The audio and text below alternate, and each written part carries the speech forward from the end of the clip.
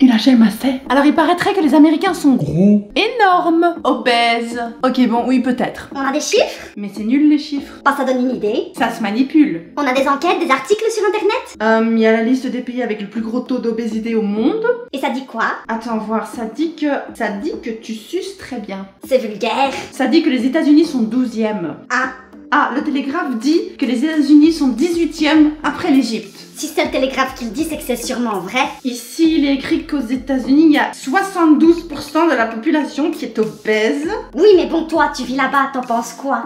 C'est une bonne question. Alors moi aussi, quand j'ai débarqué aux États-Unis, je me suis dit, bah, ça y est, ils sont tous obèses, parce que c'est ce qu'on dit, hein? Et je vous jure, on s'est retrouvés pour faire nos papiers et pommes de pied et tout ce qui va avec. On s'est retrouvés aux services sociaux. Mazette, c'est effrayant. Je n'ai jamais vu des gens aussi gros de ma vie, même dans les films. Alerte grossophobie! Oh, tu te calmes, j'en ai rien à foutre qu'ils soient gros, moi. Si la légende avait raconté que tous les Américains étaient maigres, j'aurais dit, j'ai jamais vu des gens aussi maigres de ma vie. Waouh, c'est effrayant, Mazette.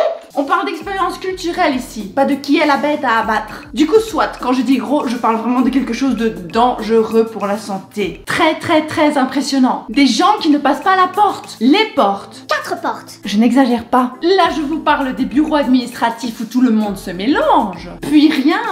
Le néant! Là où je vis, j'ai jamais vu autant de personnes aussi fit de ma vie au même endroit. Il y a des salles de sport occupées partout. Il y a une espèce de parc en face de chez moi, peu importe l'heure à laquelle tu vas regarder, il y aura toujours un pélo en train de courir. Bonjour monsieur! Hello. Du coup, j'ai commencé à me poser des questions, genre pourquoi? Et la réponse est affreuse. Genre vraiment, là je suis sérieuse. La réponse est affreuse. Mon ongle est sale. Alors ceci est une théorie qui a été validée par les autochtones. Croyez-le ou non, j'ai remarqué qu'aux États-Unis c'était beaucoup plus simple de manger sain qu'en Belgique ou au Japon. Ouais, et c'est pas vrai! Les Japonais ont la nourriture la plus saine du monde! Les Japonais ont surtout une nourriture extrêmement salée, très peu de fruits et légumes car hors de prix, et c'est le 3e pays au monde avec le plus haut taux de cancer de l'estomac. Coïncidence?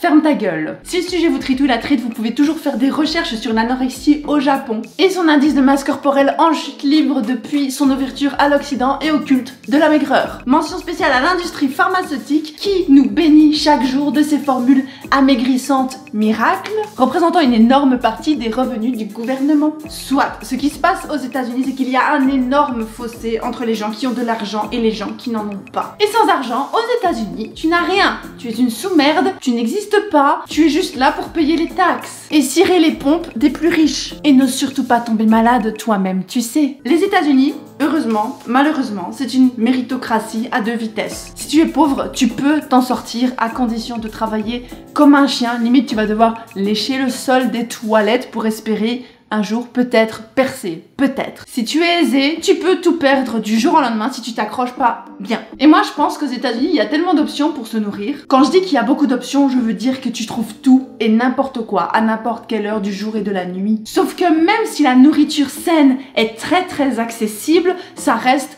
le paradis de la malbouffe et du fast-food. Il y a tellement de chaînes de fast-food, genre même les trucs avec les drives là quand tu passes avec ta voiture. Même pas tu sors de ta voiture, tu passes devant, tu bouffes. C'est hallucinant. À 1h du matin t'as faim. Tu fais vas-y, tu veux manger quoi? Tu veux Waffle House, tu veux Applebee's, tu veux Chipotle, tu veux IHOP, tu veux Wendy's, tu veux Chick-fil-A? Et là je suis en train de vous donner juste des noms de grosses chaînes qui me viennent en tête. Parce qu'on compte pas les autres. À 2 pets de mouche de chez moi, il y a un truc, ça s'appelle Chang & Gomez ou un truc du style. Et là, c'est aussi en voiture, là tu passes devant, tu bouffes. Là tu peux avoir un riz sauté et un burrito à 4h du matin. Et je pense que t'as pas vraiment de fast-food très sain parce que j'imagine que c'est moins facile d'entretenir les salades, les fruits, les légumes, les machins. À mon avis c'est pas rentable et les gens qui ont l'habitude de manger de la malbouffe, ils vont quand même choisir toujours la malbouffe à côté. On en parle vite fait après. Et qui va manger dans ces fast-food à votre avis? Tu crois que c'est l'homme d'affaires là qui a mangé son petit lunch au salad bar avec ses petits collègues parce qu'il avait 1 heure de pause? Non, c'est le gars qui se trouve le cul à joindre les 2 bouts parce qu'il a pas su faire des études, parce que c'était hors de prix bien évidemment, parce qu'il vient d'une famille pauvre qui n'a pas pu lui payer des études et qu'il avait pas d'assurance santé, qu'il a d'assurance de rien du tout, qu'il a rien pu faire de sa vie. Alors il est là à cumuler 3 jobs. Lui, il a pas le temps. Quand à 19h, la petite étudiante privilégiée, elle sort avec ses copines manger un petit sandwich en terrasse posé, lui, il est dans sa voiture sur la route pour son job de nuit. Il va sortir de là vers 3 h du matin, tu crois il va aller se préparer un quinoa épinard? Voilà, et nous savons tous que la majorité des Américains, c'est pas madame mécanique des plaques et anthropologie, maman PDG, papa chirurgien. C'est pour ça que je pense que c'est très facile de bien manger aux États-Unis, plus facile que chez nous. Sauf que, il y a tellement d'autres options à côté, et c'est pas facile pour tout le monde. Ce n'est qu'une théorie, hein. Il y en a d'autres qui tiennent la route également, par exemple le niveau d'éducation que j'ai mentionné tout à l'heure. Genre toute ton enfance, ton père il t'a gavé de KFC, parce que t'aimais ça, parce que ça passait bien, et que depuis que ta mère est partie, il a dû cumuler 2 jobs. Et ainsi de suite, tu seras juste conditionné à aller directement vers le KFC plutôt que d'aller vers une salade, ou un truc sain.